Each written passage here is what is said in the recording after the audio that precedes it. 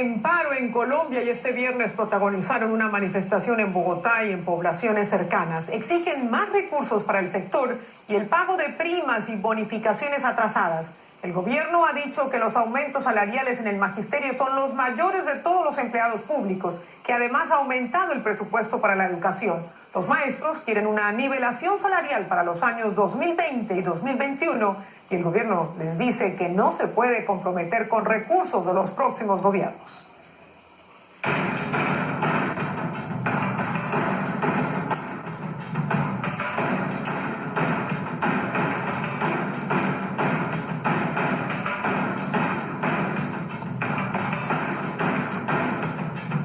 No hay plata en estos momentos para la financiación de la educación, pero nosotros decimos sí hay plata porque hay una reforma tributaria que se hizo, se aumentó el IVA del 16 al 19%, hay 28 billones de pesos que se van a rescatar del tema de la guerra. Entonces eso es lo que nosotros queremos, que esa plata de la guerra se invierta en educación.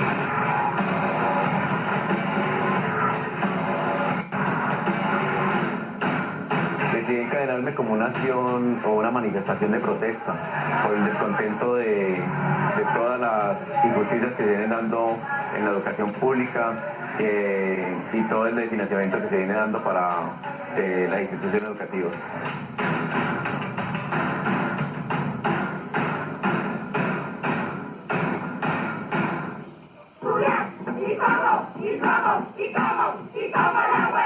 Nosotros los apoyamos en el sentido de que nosotros no queremos una sociedad arrodillada, no solamente en el aula se aprende, en estos espacios ellos nos están enseñando.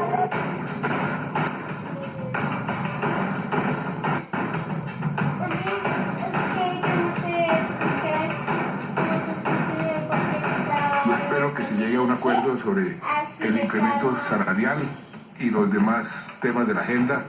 Nosotros ya llegamos al límite, no podemos ofrecer más. No tenemos los recursos.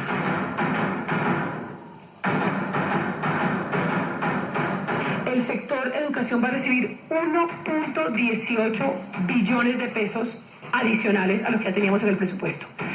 Se consolida nuevamente la educación como el primer rubro del presupuesto general de la nación.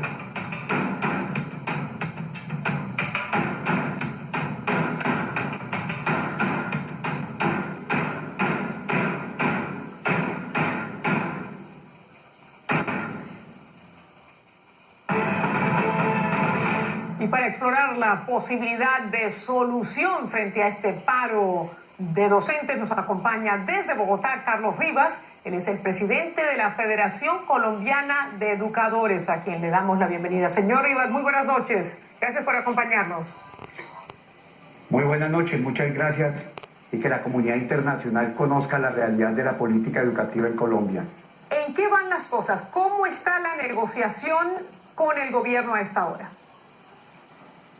Bueno, con el gobierno avanzó la discusión de lo que tenía que ver con política educativa, lo de preescolar, lo que tiene que ver con el Estatuto Único de la Profesión Docente, de igual manera también lo de las escuelas normales y de las juntas educativas. Pero cuando llegamos al tema económico, encontramos una traba donde el Ministerio de Educación dice que no hay recursos y aquí por primera vez el magisterio tiene una gran lucha, una lucha muy importante por conseguir mejores recursos al sistema general de participaciones en lo que tiene que ver con el sector educativo. O sea, la apuesta aquí es una apuesta muy importante porque hay una brecha que se abrió desde el 2001 hasta el 2016 que le ha venido quitando 73 billones de pesos al sistema educativo. Por eso nosotros estamos planteando la necesidad de que se haga una reforma estructural al sistema general de participaciones para que se le pueda dar los recursos suficientes y para que la educación que reciben los niños y niñas de Colombia, los jóvenes y jovencitas, pues realmente sea digna. Señor Rivas, escuchábamos ahora a la ministra de Educación y también el presidente lo ha dicho, que nunca antes el sector educativo ha recibido tantos fondos, que se destina más dinero en el presupuesto nacional para la educación que para las fuerzas militares y que comprometer estos recursos sería irresponsable. ¿Cómo responden ustedes? Pues nosotros lo que respondemos es que espacio fiscal sí hay. Queremos decir que aquí en Colombia, en el caso concreto de la guerra, se gastaban 28 billones de pesos anuales. Acaban de hacer una reforma tributaria aumentaron el IVA del 16 al 19%, han repatriado capitales y de igual manera han encontrado un hallazgo minero energético que tiene que ver con el gas, inmenso el yacimiento, y creemos que pueden comprometer recursos para la educación. Un país no le puede decir al mundo que no tiene la posibilidad de resolver los problemas de alimentación, de transporte, de infraestructura para sus estudiantes, y además ese fue uno de los ejes de la campaña del señor presidente de la República, a quien el magisterio se comprometió a acompañar por el tema de la paz y no por su modelo económico. Por eso nosotros decimos que sí hay recursos, y queremos informar una cosa: ayer hubo una adición presupuestal en el Congreso, pero de los ingresos del presupuesto general de la Nación, no son del Sistema General de Participaciones, y el magisterio ayudó con la lucha y con la movilización a que el Congreso agilizara la posibilidad de que 1.18 billones de pesos ingresaran al magisterio, fundamentalmente para resolver la desfinanciación que hay de este año y para resolver aspectos de carácter universitario, lo que tiene que ver Serpilo paga, algunos aspectos que son importantes en la alimentación, con conectividad, calidad de la educación. Pero queremos decir que para nosotros lo importante es que el gobierno se comprometa a una reforma estructural del Sistema General de Participaciones, y ahí hemos tenido una dificultad con el gobierno porque dice que no pueden comprometer recursos. Nosotros creemos que sí deben comprometer recursos para el caso concreto del Sistema General de Participaciones en educación, pero también en agua potable y en saneamiento básico, que son dos hechos fundamentales, y en salud, educación, saneamiento básico y agua potable. ¿Y cómo hay que reestructurar ese Sistema General de Participación? ¿Cómo está ahora y cómo quisieran ustedes que quedara? Bueno, pues nosotros lo que queremos y lo que le hemos planteado al gobierno es que hay que hacer una reforma estructural, hay que hacer una reforma de carácter constitucional.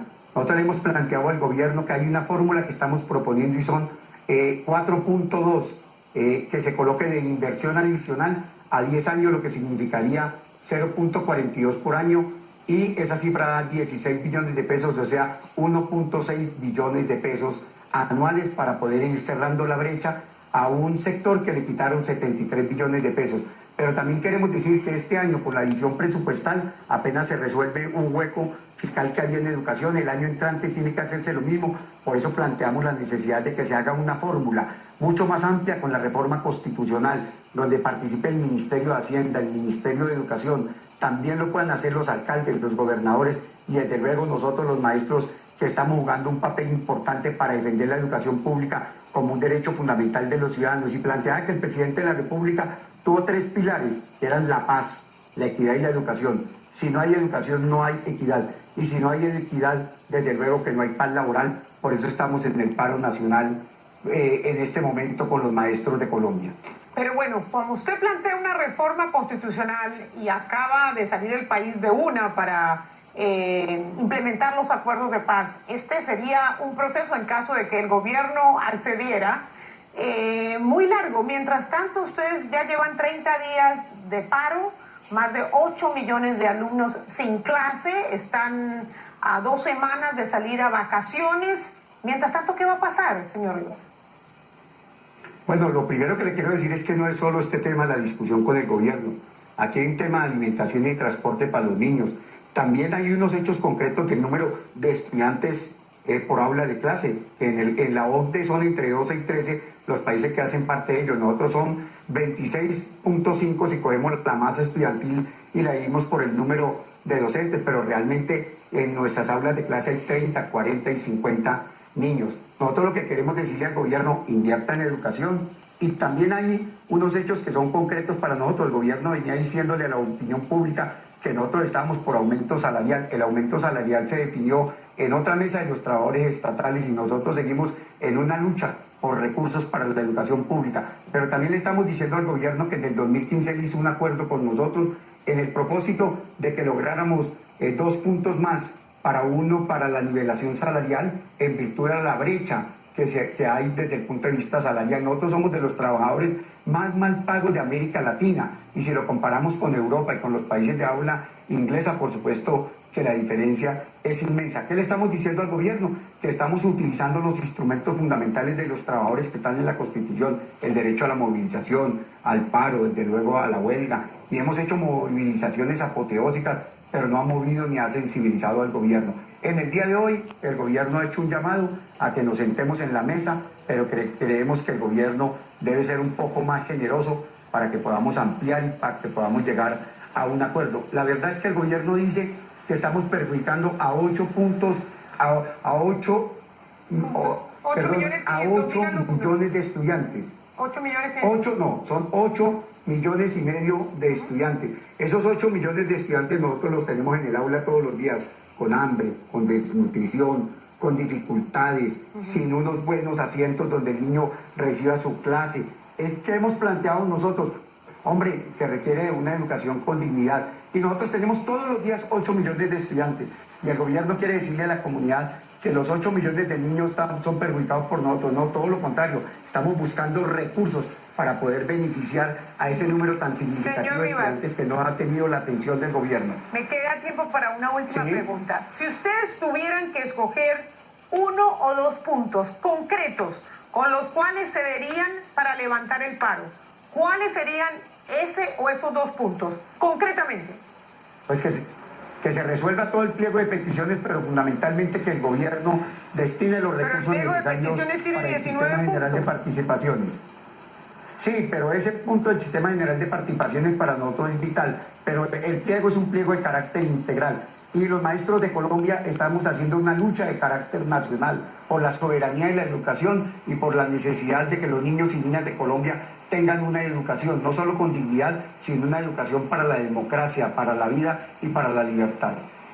Bueno, él es el señor Carlos Rivas, presidente de FECODE, hablándonos desde Bogotá, y estamos tratando de contactar al viceministro de Educación de Colombia para contrarrestar estas declaraciones, el viceministro Pablo Jaramillo. Señor Rivas, gracias por estar con nosotros. Muy buenas noches. A ustedes muchas gracias, buenas noches, y estamos defendiendo la educación pública en Colombia, los maestros, con este paro. Gracias de nuevo. Vamos a ver si damos buenas noticias pronto, que los niños han regresado a las aulas.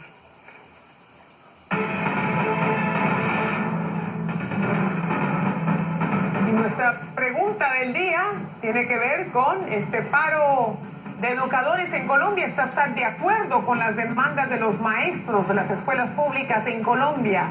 Me pueden escribir a mi dirección en Twitter con el hashtag #YaniotPregunta, numeral YaniotPregunta. También me pueden enviar sus respuestas a nuestra página en Facebook. Les recuerdo hacerle clic a me gusta.